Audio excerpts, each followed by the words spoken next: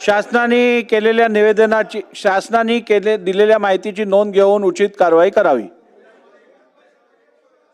चला बस बस चला चालू करा वडेट्टीवार साहेब। अध्यक्ष महोदय, आज वडेट्टीवार आपण साहेब। अंतिम आठवडा आणि एक विनंती आहे अध्यक्ष महाराज। विजयराव एकच मिनिट, एक महत्वाचा मुद्दा। विजयराव अध्यक्ष महाराज देतो उद्या शेवटचा दिवस आहे आणि अध्यक्ष महाराज तुम्ही अध्यक्ष म्हणून अतिशय उत्तम कामकाज होते आहे। फक्त एका गोष्टीची एक खंत आहे, तेवढ्याबद्दल तुम्ही न्याय द्यावा की लक्षवेधी आम्ही मांडतो। आतापर्यंत साधारणतः असा परिपाठ होता की लक्षवेधी मांडल्यावर काही लक्षवेधी सभागृहात येतात आणि काही लक्षवेधीची उत्तरं ही शेवटच्या दिवशी पटलावर ठेवली जायची, पण ही पद्धत काही अधिवेशनापासून दिसत नाही आहे।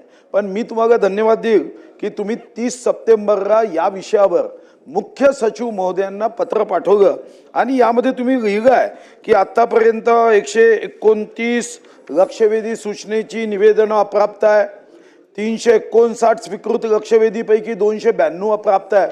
माझी विनंती आहे अध्यक्ष महाराज, आजही मुख्य सचिव किंवा सरकारपेक्षा आपण उच्च पदावर सुनील भाऊ, आपण दिलेली माहिती ही अत्यंत योग्य आहे आणि जर का कुठच्याही अधिकाऱ्याला किंवा शासनाला असं वाटत असेल की विधिमंडळ, शासनाला नाही पण अधिकाऱ्यांना असं वाटत असेल की विधिमंडळाने दिलेले किंवा विधिमंडळाच्या पीठासीन अधिकाऱ्यांनी दिलेले निर्देशांचं पालन करणं बंधनकारक नाही आहे, तर तशा अधिकाऱ्यांना समज देण्यासाठी उद्या सभागृहाची बैठक संपण्यापूर्वी जर का या सगळ्या लक्षवेधींची जी प्रलंबित उत्तरं आहेत ती आली नाहीत तर मुख्य सचिवांवरती हक्कभंगाची कारवाई केली जाईल।